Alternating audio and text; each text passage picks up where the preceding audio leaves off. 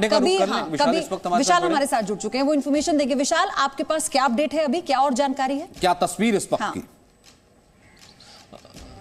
देखिए, प्रधानमंत्री नरेंद्र मोदी थोड़ी ही देर में राजघाट पहुंचने वाले हैं और अब से कुछ ही मिनट बाद 7:18 पर लाल किले पर प्रधानमंत्री नरेंद्र मोदी पहुंच जाएंगे और 7:30 बजे 7वीं बार तिरंगा फहराएंगे, झंडा फहराएंगे लाल किले के प्राचीर से। और प्रधानमंत्री नरेंद्र मोदी का आज जब संबोधन शुरू होगा 7:32 पर, तो ये संबोधन काफी खास हो सकता है, क्योंकि आप देखिए कई ऐसी अहम चीजें हैं जो कि पिछले कुछ दिनों से प्रधानमंत्री नरेंद्र मोदी लगातार देशवासियों से अपील कर रहे हैं, जिसमें सबसे पहली चीज है आत्मनिर्भर भारत। स्वदेशी प्रोडक्ट को लाल किले के प्राचीर से जब प्रधानमंत्री नरेंद्र मोदी देश के लोगों से अपील करेंगे, इसका एक खास असर पड़ेगा। और बिना नाम लिए जिस तरह से चीनी प्रोडक्ट्स का बहिष्कार की एक मुहिम लगातार भारत में चल रही है, वो भी एक तरह से प्रधानमंत्री नरेंद्र मोदी का संदेश होगा। दूसरा जो सबसे बड़ी बात है, वन नेशन वन हेल्थ, एक ऐसे अनाउंसमेंट कर सकते हैं प्रधानमंत्री नरेंद्र मोदी कि एक ऐसा कार्ड आ सकता है, एक ऐसा यूनिक आईडी देशवासियों को मिल सकता है जो कि एक देश एक हेल्थ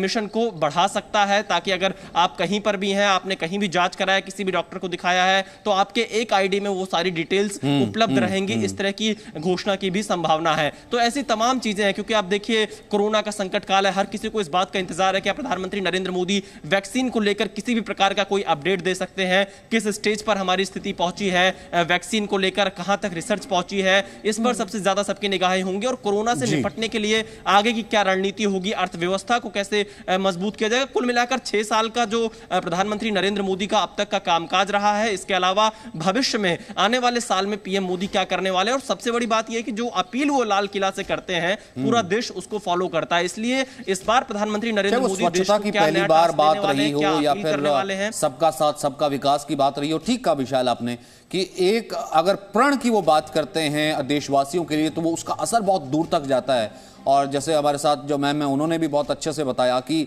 बिल्कुल जन जन तक ये जागरूकता पहुंची, तभी आज कोरोना के वक्त हम ये कह रहे हैं कि अगर भारत लीड भी कर रहा है तो उस कारण से ये तस्वीरें भी नजर आ रही हैं। तो आज उन कोरोना वॉरियर्स का सम्मान भी होगा। और बहुत सी ऐसी बातें होती है जो कि न केवल इंटरनली, बल्कि आदमी जो है जो भारत एक विश्व गुरु के रूप में पूरे विश्व को भी बताता है, जिसका जिक्र लद्दाख में जब गए थे प्रधानमंत्री निमू में, तब वहां पर उस स्पीच में किया था कि भारत कैसे रक्षा में आत्मनिर्भर है और विस्तारवादी सोच का वक्त खत्म हो गया। अगर कोई देश ऐसा देखना चाहता है, पाकिस्तान के लिए एक संदेश हो सकता है।